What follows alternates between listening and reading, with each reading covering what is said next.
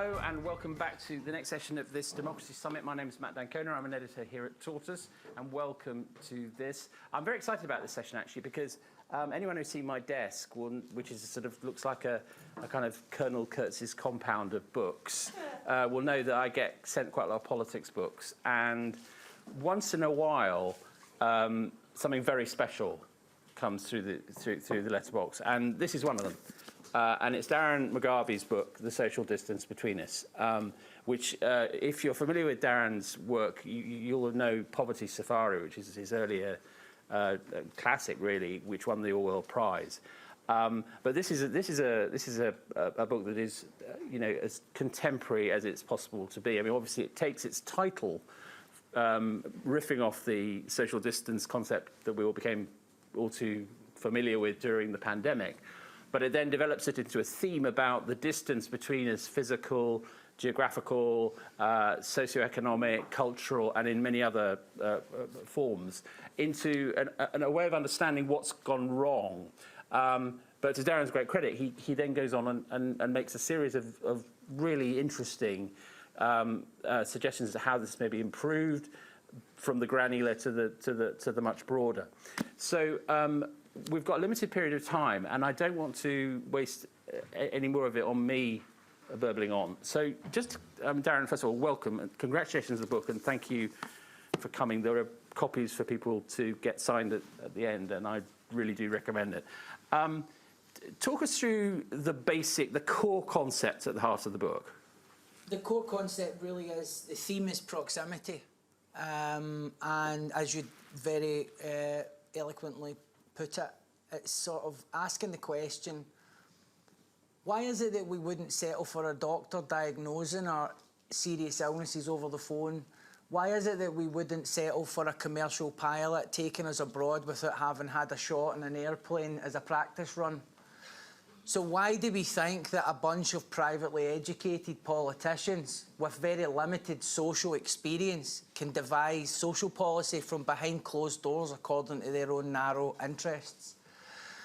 And ultimately that is the serious question at the root of it. But it also looks at the problem we have with the electorate in the UK in terms of you have, despite proclamations about values that unite us across classes, you have groups in society whose interests are so divergent now due to social inequality that ultimately the more electorally lucrative demographics are kind of steering the ship in terms of policy direction, and unfortunately, due to their increasingly narrow social experience, the sort of action that they demand often in areas like education, criminal justice, which they regard as common sense, actually just suit their interests, and they don't port very well to communities where people don't have much to conserve. And the book really takes that idea and applies it to education, the labour market, criminal justice, property, land, immigration, and then cultural issues like meritocracy, or this idea of deference, how we sort of somewhere deep down, even now, there's a deep, deep part of us that thinks maybe Boris Johnson will be capable of something in the end, even though our eyes and ears tell us that is an impossibility. There is a kind of deference that we're socialised into acquiring at some point. And then the second part of the book is a number of essays, I would probably call them, which apply the theme of proximity to conservatives, the radical left, populism, and centrism, Blairism, essentially, and draws out some of the areas where those ideologies let people down. I mean, you write with passion and with panache about the problem you just described, which is, how can someone from that kind of background, who has no idea of the lived experience of people who are dealing on a daily basis with nerve-shredding insecurity.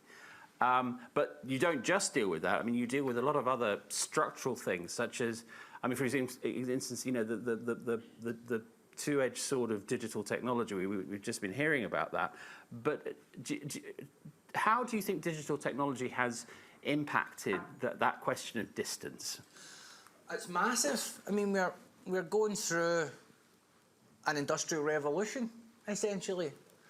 and except rather than working class people driving it, you know, many are going to become surplus to requirements. And so what do you do then? So the advantages of a digital revolution are obvious, but like many of the advantages that we see around other areas, for example, like immigration, they're not evenly spread. And so you have a pocket of the population that doesn't really perceive the benefits, because what they're being overexposed to are the negative impacts.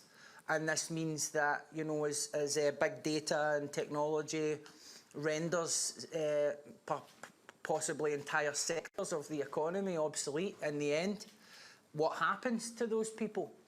And then in education, you have issues where other children are racing ahead who grow up in, or are parachuted into wealthy catchment areas.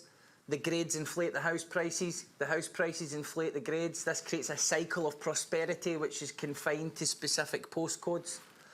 And part of the advantage enjoyed in those postcodes and in those households is dual income families with secure incomes who can afford to pay for extra tuition, who have more autonomy over their working hours and thus can spend more time with their children.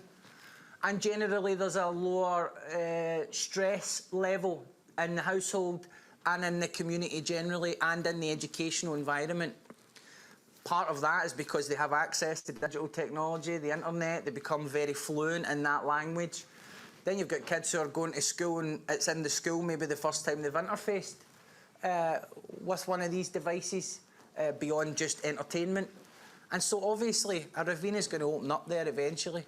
Do you think, when this sort of question arises, that the London elite, for want of a better word, in its discussions defaults too quickly to discussions of electoral reform and House of Lords reform, important as those things may be? And you talk about those things in the book, to be fair, but is there a precursor debate that has to be had about actually getting to kind of stage one, which is we all respect and understand and treat each other with at least a minimal level of decency?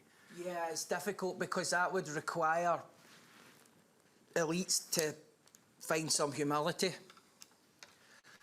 And that's a big obstacle for a lot of them because, unfortunately, the extremely expensive education that many of them have enjoyed has not equipped them with the emotional intelligence to even understand that they don't understand certain things. And I think today, of all days, we really begin to see what a tough battle anyone who's truly fighting for an equal society has in their hands. Because even though Boris Johnson is going to go today kicking and screaming, it's within the gift of the Conservative Party to do that. So how pathetic and enfeebled are we as a nation, where we're really waiting for the least worst of them? And never assume it can't get worse. To take some out. Oh, come on, I mean, I'm getting to the point now where I'm like, I miss George Osborne, you know? You know, quote of the day. You know, but it is a bit like that, you know, and it's weird because it sort of happens in slow motion and incrementally, so by the time the next truly shocking thing happens, we're already slightly adjusted to it. It's like being in an abusive relationship, you know, you get to a point where you just start going, well, this is what happens, you know, maybe it's my fault. And I don't think anyone ever thinks deep down he loves me. No. But I think what we see really kind of, and it'll become obscured again very quickly the minute that the next willing victim is put in position. The waters will be deliberately muddied again, and all the people who empowered this reprobate will reposition themselves as the agents of change. And that's part of the constant mutation that is available to people of real privilege, that they can not just control a narrative, but they can control the nature of how they exploit the narrative. And that's it's a sad day for someone like me when I find myself nodding in agreement with Alistair Campbell every morning when he's on the news. I mean, that truly is disastrous. as you know, the struggle takes many forms. I was thinking about your book last night because of the one sort of case study, really, which is that inevitably other books will be written about the last 36 hours, and probably quite quickly. And it was a very extraordinary, and will continue to be a very extraordinary, short-term period in British politics when the whole of social media and WhatsApp groups and people were fizzing with fascination with what was going on in Downing Street. And then I thought about your book, and I thought, I wonder what this, which I'm sort of participating in madly on my phone in a sort of deranged fashion, what does this that we're just going through and we've been going through for the last 36 hours, what is that like for the people you write about in the book? Does it have any traction? Does it impact? Do they tell us about that? It just leads to a feeling of complete resignation that what's going on in your life, which is very urgent, is of no real consequence to people who shape opinion, who deliver information. The circus of the last 48 hours has been variously described as drama. People have actually gone out to buy ice cream to watch it, and unashamedly tweeting about that. And what that shows is that lack of proximity. It's the sort of thing that's just so inappropriate if you truly are aware of the country that you're living in. But because our country is segregated along these social class lines, then what is truly disastrous and potentially fatal for some groups is kind of an excuse to buy popcorn for others. I mean, yesterday, the United Kingdom was in its most vulnerable state that it's probably been in peacetime, in terms of if a terrorist attack had occurred yesterday or through the night, or there had been a cyber attack, or Putin decided to just do something wacky. We didn't have government. We didn't have people in place. And yeah, thank God Priti Patel stayed in the Home Office. What a sacrifice. I'm sure we all felt safer last night knowing that she didn't fuck off. She came through for us. Yeah, I would be quite happy to take the risk, to be honest.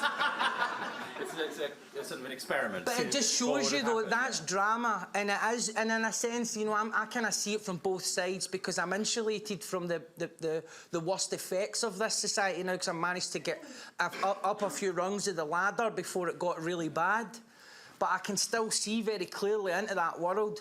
And so, I think a lot of people, if they're even tuning into the news these days, they'll probably just find it quite insulting.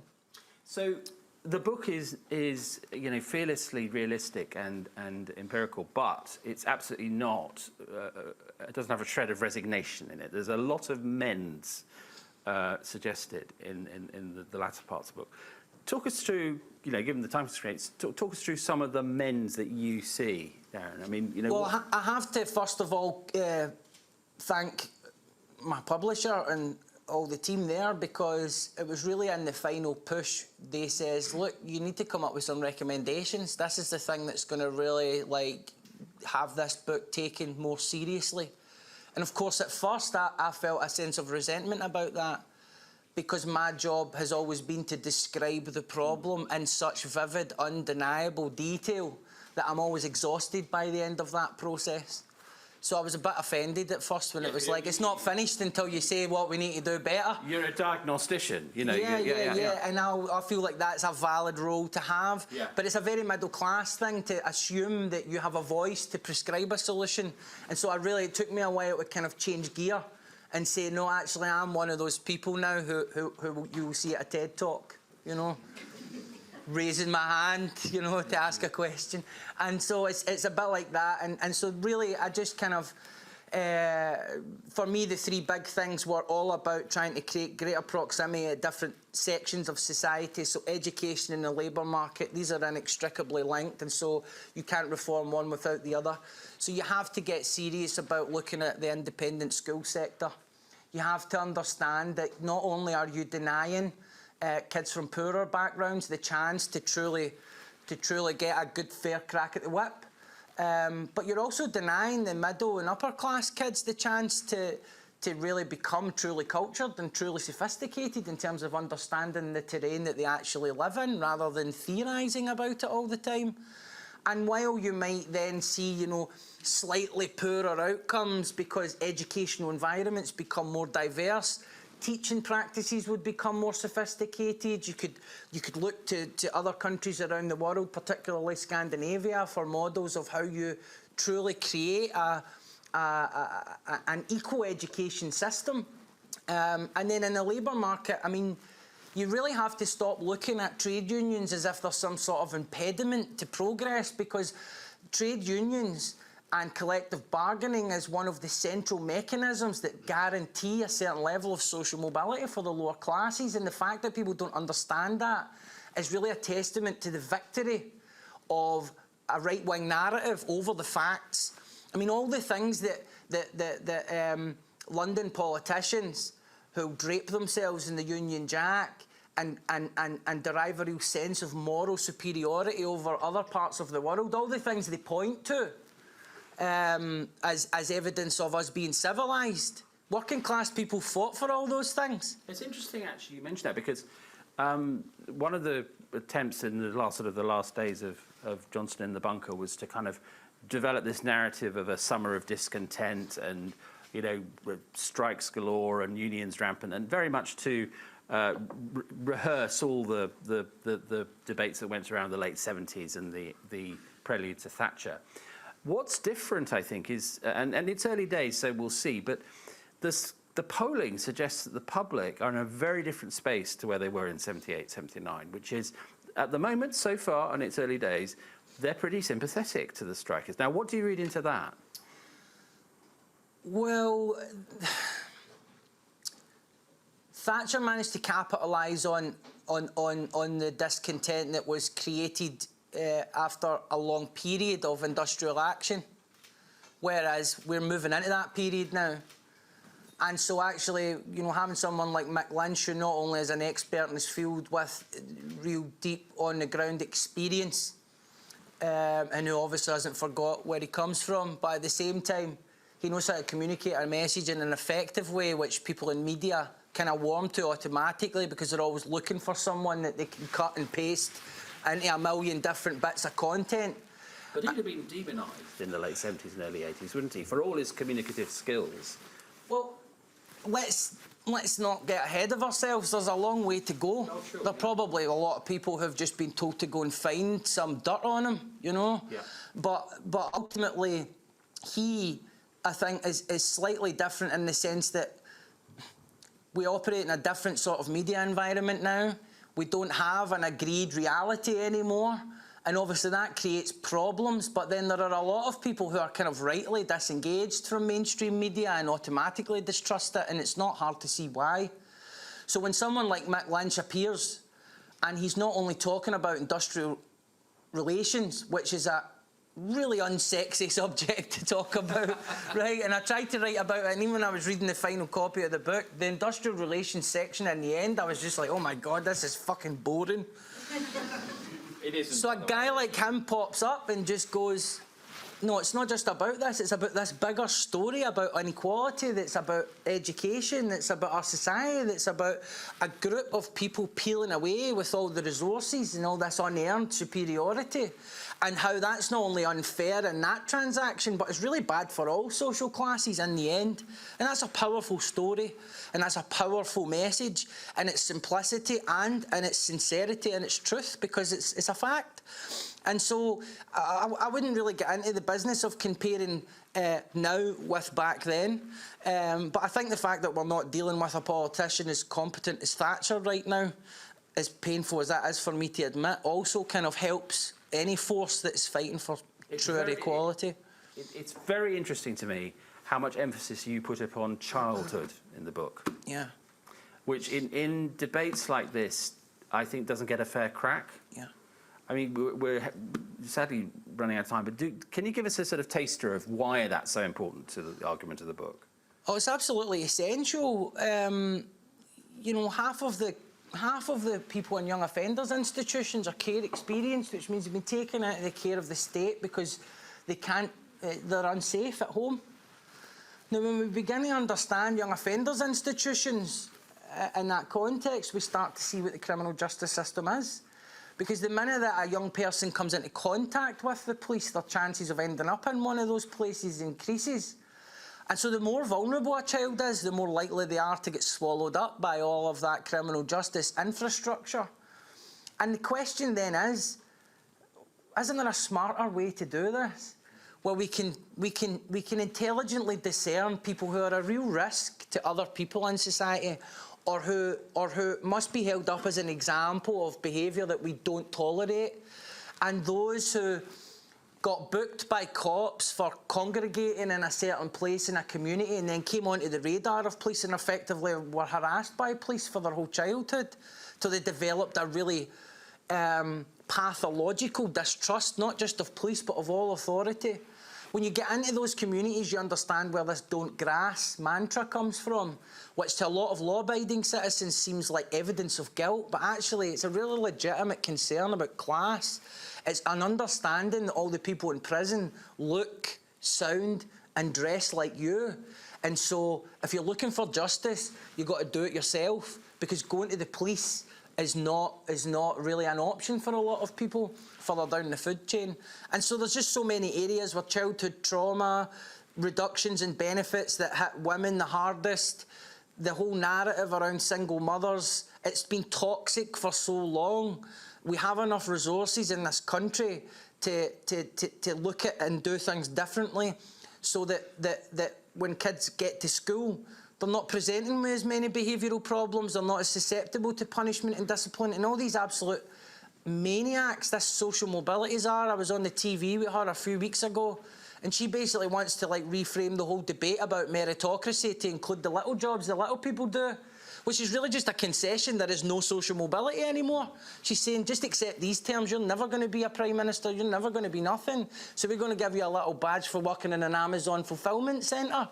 But 5 years ago, they would have accused a kid of having poverty of aspiration for not wanting to be a banker. So they just keep shifting the goalposts because they're out of ideas, and hopefully this is the beginning of the end for a lot of them. Cheeky final question. Well, I'll tell you what I really think. Yeah. No, that's actually, cheeky final question.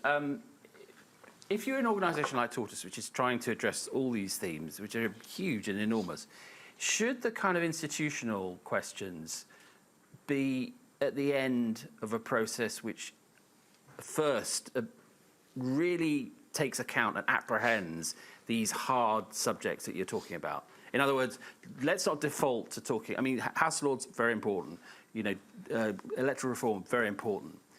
But not first. You have to go first through the process you're describing, correct? Yes and no, because it's a what came first, the chicken or the egg thing, right? You can have all the best people with all the will in the world, but you put them into an institution that has been operating for 150 years on certain premises, then the institution's job is to mould the person who goes in. So it's like a printer. You know, it doesn't matter what paper you put in. Like, it's going to make the imprint on it on the other side. And so that's why, you know, you hear of all sorts of politicians or people getting into certain areas or industries with big ideas and fresh they're invigorated to do something, and then in a very short space of time, the constraints come down, the resignation creeps in. So actually getting serious about the abolition of private education, but done in a way that's not about judging people who want to pay for their kids to get the best opportunities, because we understand that's what a lot of parents would do. It's just about recognising that you can't really create an equal society when there's this safety valve that buys you out into an exclusive education where you can become the Prime Minister even if you have no intelligence or moral character whatsoever, as evidenced by the last couple of years. And then when you get to the House of Lords, I mean, you need to bulldoze that, because ultimately that's connecting to the feudal idea of hereditary privilege still. I mean, institutionally, when you get to the core of British society, it's still operating off of these old ideas that, that are more at home in the ancient world. If you look at criminal justice in particular, you'll find that. So I think it would be symbolic for us to say, let's create a second chamber of parliament that's comprised of experts in various fields, citizens. We look at it like we look at jury duty or paying our tax. It's something that we have can take part in, you know, where we try to kind of get a bridge between the representative democracy we have and then a more direct democracy, because unfortunately in an unequal society, the politicians elected in a representative democracy are unrepresentative of most people, and that's a big problem. So while I recognise that some people might find those suggestions quite radical, I deliberately pitched them in a place that's not too radical. It's in a place where hopefully, in the fullness of time, when we see what these crooks have done to the country, we'll become more susceptible to recognising that we need to remove the mechanisms by which they can monopolise the country's main institutions, because it's toxic for every social class, not just the poor.